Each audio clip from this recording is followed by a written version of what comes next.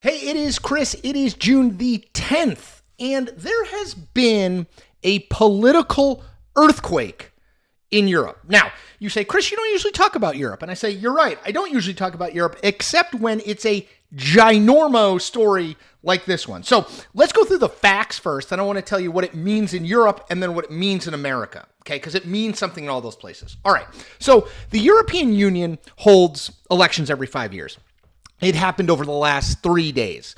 And the broadest takeaway is that conservative center-right parties did pretty well and remain largely the ruling party in a lot of these countries.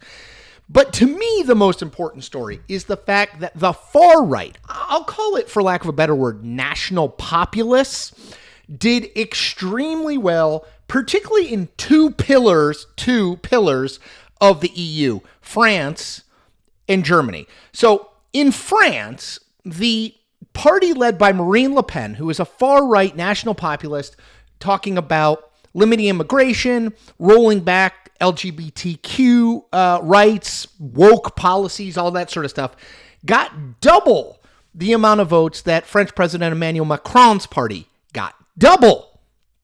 So, what does that mean? Well, in France, at least, it means that Macron called a snap election. He essentially dissolved the National Assembly and said, we're going to have an election because it seems like I can't govern right now. We need to have either a mandate or I get thrown out, which means Le Pen will run.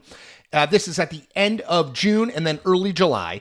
I still think Macron hangs on, but it speaks to how powerful that national populist right message is in France. Now, in Germany, the center-right party still controls things, but I'm not going to even try to attempt the German pronunciation, but the far-right German party got more votes than the current chancellor's party, the Social Democrats, which is never a good sign if you're the current chancellor, right? So what does it mean?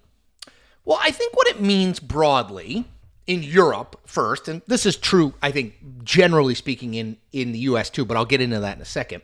What it means in Europe is that there is real and lasting appeal to a populist message. There is considerable concern about immigration, considerable concern about woke policies, particularly as it relates and surrounds gender.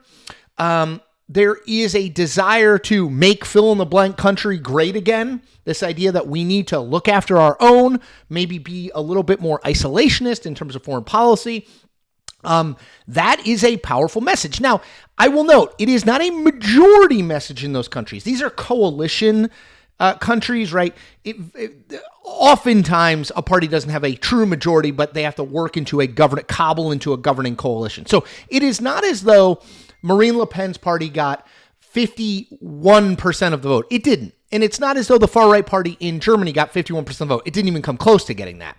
But the point is they are rising. The trend line for those parties is going upward, and that has to be concerning, obviously, to the left, but also to the sort of center-right that has tried to co-opt some of that messaging, particularly on immigration, and has succeeded to some extent, but not entirely. So that's what matters in Europe. Obviously, we saw this with Brexit in early 2016, right? We saw the sort of more isolationist, populist tendencies make fill-in the country great again. We're not going to be part of this broader thing, which presaged for a lot of people the victory of Donald Trump. So that brings me to the United States. What does this mean for the U.S.? I mean, if you've been paying attention to these videos or paying attention to politics more generally, I think you know that Donald Trump has a significant and lasting appeal. His talk of vermin, his word, entering the country. His talk of immigrants poisoning our blood, his word, entering the country, has not, in fact, caused significant support to leech off of him. In fact, there's polls over the weekend that show a majority of people favor the mass deportation of undocumented immigrants in this country. His push for allies to do more has not really gotten people off of him. His Make America Great Again slogan continues to be quite powerful. And I always remind people, look, in 2016, Donald Trump won. And I think you could have written that off as, oh, people wanted an outsider, people wanted a change, people didn't like Hillary, they didn't know what they were getting. Well, in 2020, Donald Trump got 74 million votes. Now, he didn't win. Joe Biden got 81 million, but you had no doubt what Donald Trump was and would do when you voted for him in 2020. I think there was some sense, some guessing that that populist streak would go away, would die down among the American public between 2020 and now. Has not happened. So what I think Europe tells us is populism, particularly from the right, particularly aimed at immigrants, is an extremely powerful messaging. And if you don't think that Donald Trump can win, you should look at Europe and say, this suggests that this message retains power, retains influence, and he remains probably the best messenger for it in the world. All right, that's it for today. 4 things to do. Subscribe to this channel if you haven't. Like this video if you haven't. Comment on this video for the algorithm and tell 5 people. Look, we got to grow, people. Trying to get to 30,000. We're at 27,000 now. Got to get to 30,000. Help me out. Take care. See you tomorrow.